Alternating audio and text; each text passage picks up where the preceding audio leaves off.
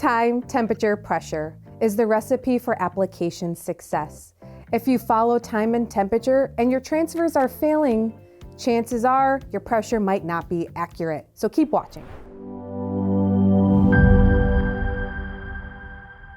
Not all heat presses are designed to read pressure. So how do you know if you're using accurate pressure? Liz here with Stahls, and this video is all about understanding how and why accurate pressure is important in production.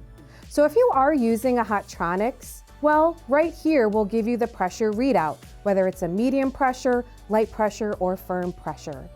So if your press doesn't give you a pressure readout, have you ever heard of the dollar bill test? Now, for intensive purposes, we're not gonna use actual money. So what we could do is just take a regular sheet of paper and cut it into 4 pieces. You're going to lay a piece at each corner, and let's see what our pressure is. See how easily my paper is coming out of the sides? My pressure is way too light. We're gonna do the same thing again. So now, when I'm pulling on the paper, it's not ripping, it's not coming out fast. This is where I'm getting more of a medium pressure, 6 to 8. There might be a few accessories that you are using that is disrupting your pressure.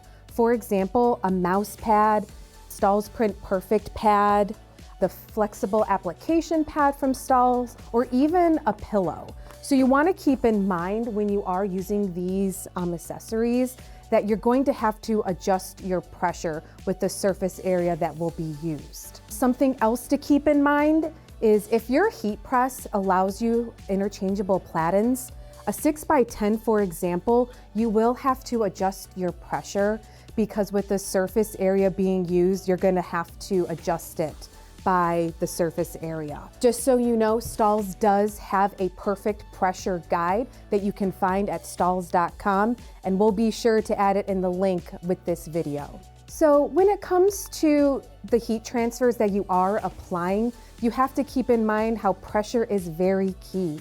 For example, if you are using a screen printed transfer, goof proof from Transfer Express, you want to be very careful because if your pressure is too light, some of that ink might not adhere to the fabric that you are applying on. With a very, very light pressure on a 1, and there is lifting that is happening on the edges. There's some ink that didn't even fully apply that was left on the paper. So what's gonna happen if you deliver this to your customer after 1 wash, it's just gonna start to peel right off because it's not sitting into the fabric, it's just on top. So that is just one of the issues of having light pressure, is not having the ink fully adhere to your garment. And also on the flip side, if you are using way too heavy pressure, using, let's say, Ultra Weed from Stahls, or even our DTF Ultra Color Max, there's an adhesive on the back, so if you're applying way too much pressure, that adhesive might actually melt and spill from underneath of the transfer. With the help of these useful tips, we can remove some stress with correct application when completing the job.